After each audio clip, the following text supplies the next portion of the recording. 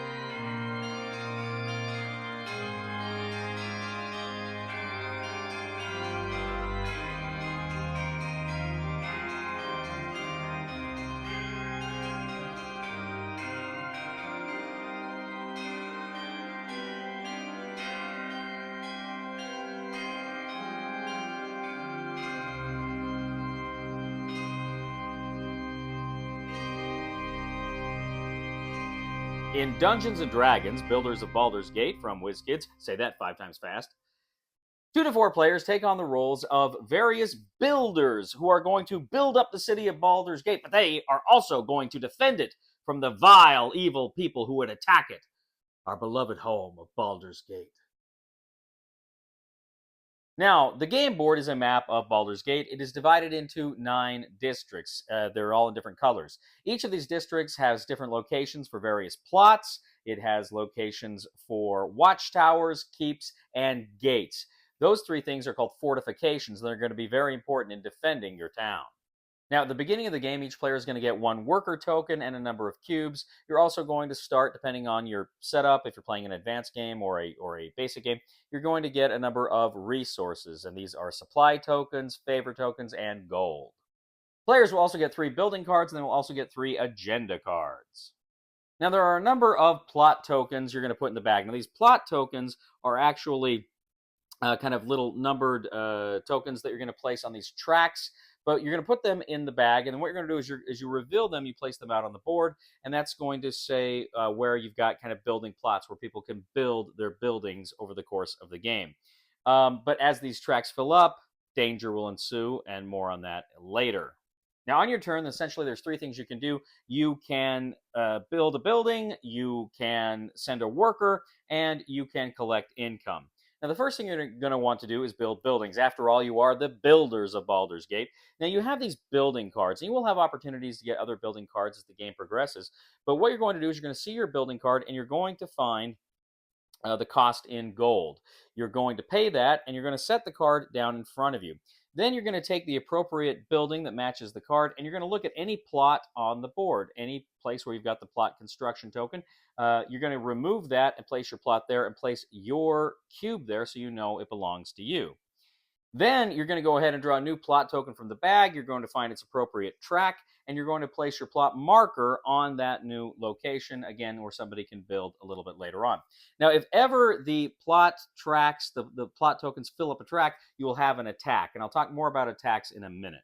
Now, next you have send a worker. Now, you can send a worker to any of the locations on the board, and these locations let you do different things. They let you gain supplies. They let you gain cards. They may let you move up on any of the 3 tracks on the side of the board, the guild tracks. And these things will give you points, or they will give you other special advantages as you move forward on them as well. Now, each of the locations have kind of 2 areas. They have kind of a standard place where you can take a free action, or you can pay some favor tokens instead to take the more powerful action. Now, if ever you send your worker to a place where there is already a worker, then that player, they get their worker back. That's just a way to do them a favor, let them take their worker back. Finally, you collect income. Now, everybody kind of has their starting card, and again, it's either on its basic or advanced side, depending on what game you're playing. But you can go ahead and you can collect whatever that has. It may let you take back a worker, or it may let you take supply or different things from the resources. So you resolve that, and then you look at the bottom of all of the buildings you built, and you can go ahead and do whatever it tells you to do in those sections. You can go ahead and take advantage of those rewards on the bottom of those cards. Now, as I mentioned, at various times in the games, you will be able to build keeps, watchtowers, and gates. Now, the gates don't really help you defend the town, but they can be useful. Essentially, you're going to draw a random gate card. It will tell you where to place the gate, and you may gain advantages based on what parts of the board that gate is adjacent to. And again, you put your cube on it. Now, each watchtower you build will add 1 defensive point to any region it touches, and a keep will add 2 defensive points to any region it's in. So you can go ahead and, depending on the number of keeps and watchtowers that are in or adjacent to the city, that will be kind of the total defense value of that city. So if ever the plot tokens come out and they reach the end of the track, that part of the city is attacked. Now, you have the attack strength at the bottom of the board, and it will tell you the current strength of an attack. Now, if the attack is equal to or under your defensive strength of the city, you're cool. Everything is safe, nothing is lost. And indeed, those that participated in the defense, that means they had cubes in those watchtowers and keeps, they will actually gain points for their defense based on the attack value track. However, if ever the attack value is greater than the defensive abilities of that area, then all of the buildings in that area, the people will lose their cubes there. Now, they will still have the cards, and they can still use the cards to gain income, but they no longer control, for scoring purposes, the buildings on the board. At the conclusion of the attack, you're going to raise the attack level, so the next attack will become more fierce. Now, the game ends when the last plot token is revealed and you resolve the last attack. As soon as that happens, the current player finishes their turn, and then all players will take one final turn. After all players have taken that final turn, you go to final scoring, and you're going to score several things on the board. Now, depending how far along people are on the faction tracks, on each of them, that will tell them how many agendas they can score. I think you have to get past the 4th space, and if you do it on 1, you can score 1 agenda card, 2 agenda cards, 3 agenda cards. But if you're that far along, you can go ahead and score the agenda cards, and if you've completed those objectives, then you get points. Players score the longest continuous line of buildings they control, and then they're going to score all of the districts in which they have at least one building. Each player then is going to count up all of their gold, favor, supply, and building cards that they have, and they're going to divide that number by 3, giving them another element of their scoring. Once players have scored up all of these items, then whoever has the most prestige wins! Dungeons and Dragons, builders of Baldur's Gate. We'll get back to the review in just a moment. I want to take a minute to ask you to check out my other channel, that is Cody Carlson, PhD, where we talk about history, books on history, military history. I even post some of my lectures for my classes on there. Please check that out. Please subscribe to that channel. And now, back to the review. All right, so that's just a basic overview of the game. There's a lot more stuff going on in Builders of Baldur's Gate. This is a game that I was kind of interested in. I thought this sounded like it would be a lot of fun. I like the Dungeons and Dragons theme, and I like this kind of approach to it, this kind of Euro-style approach. Certainly, it's not the first kind of Euro-style game we've seen from Dungeons and Dragons. Lords of Waterdeep was always a great game. But I was excited when I heard about this. I thought it sounded like it would be a lot of fun. So we went ahead and set it up, and initially there were a few little things we missed out on or we didn't quite pick up on. But once the game kind of started rolling, we got it. It's not a terribly hard game to get into and to learn once you actually start playing.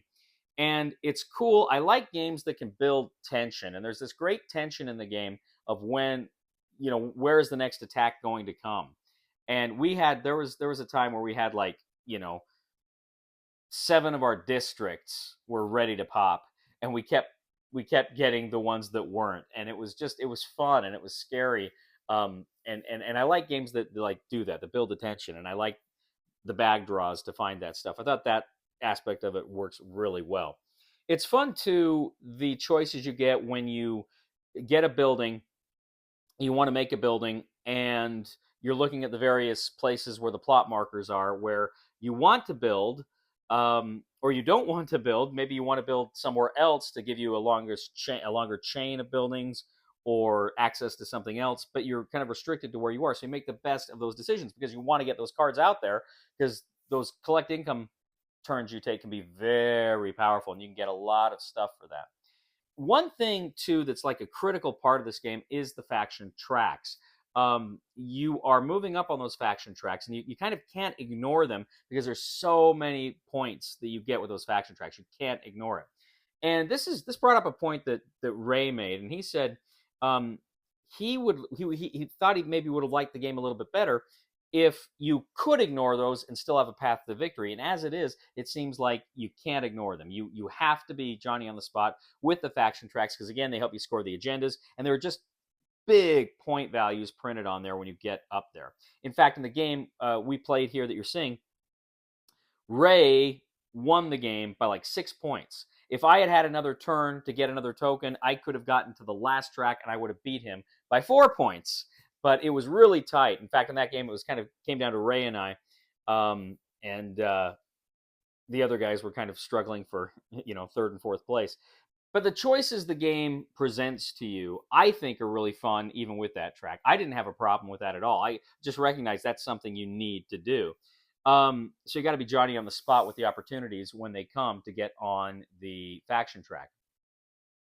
I like this game too. It's got just a lot of fun little things. I like how you're putting your workers out there, and then they're locked there until you can do the special action that will bring them back. Or if another player really wants to go to that spot, they can, but you're giving your opponent their guy back so they don't have to waste an action to do it. So I really like the tension that comes from that as well. And then too, with the game, I really enjoy just the building aspect of it, which sounds pretty obvious. But I like games that make you feel like you're building an engine, right? It's kind of an engine building game, but where you actually kind of see what you're doing evolve on the board, and you do have that feeling of, well, I'm building this bank, or I'm building this inn, or this factory, or something. You get these sense of you're kind of creating an empire, and you're watching your friends do the same thing on the board. It's fun to see the board evolve. And then again, too, it's fun to build up those fortifications in anticipation of an attack, which again can be incredibly tense waiting for those things. Now, all told, I had a blast with Builders of Baldur's Gate. This is a great game. My guess is right now, this is probably going to be a top 10 of the year for me. It's really fun. To me, I reviewed not too long ago Shackleton Base, which was a kind of another Euro, which in a lot of ways kind of resembled some of the aspects of this game. But to me, that one just fell flat. The theme never really grabbed me, and I don't know, it didn't do it for me. And yet this one is, again, kind of a similar kind of game, and yet this one just grabbed me. I think the theme really comes through here. That tension of the attacks is just a big part of that. The tension over where and how to build just seemed so much more interesting than it did with Shackleton Base. I really, really like this game. I think the designers did an excellent job, and this is, again, one I'm looking forward to playing it again. It is so much fun. So, the recommendation on the Cody scale for Dungeons & Dragons, Builders of Baldur's Gate, I'm going to give it an 8 out of 10. It is really a lot of fun. Thank you, ladies and gentlemen, for joining us once again today here on The Discriminating Gamer. As always, we would ask you to please leave a comment here on YouTube, on Board Game Geek, on our Facebook page, or on X. We'd love to hear back from you. We would ask you to please like this video and subscribe to our channel. That really helps us out. We would also ask you to check out my other channel, that is Cody Carlson, PhD, where I talk about military history and books on history, fun things like that. I even post some of my lectures on there. I would humbly ask you to click on that channel and subscribe to it as well. And also, too, if you really do like the kind of content we bring to you here on The Discriminating Gamer, I would humbly ask you to click on the Super Thanks button and leave a tip. What if umbrellas were supposed to be called brellas, but the person that named them hesitated?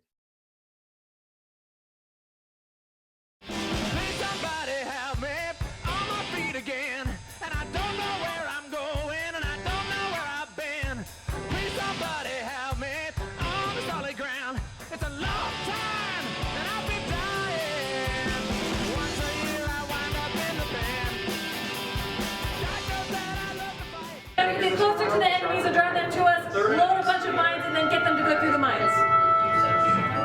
Who are you asking? Me? Yeah.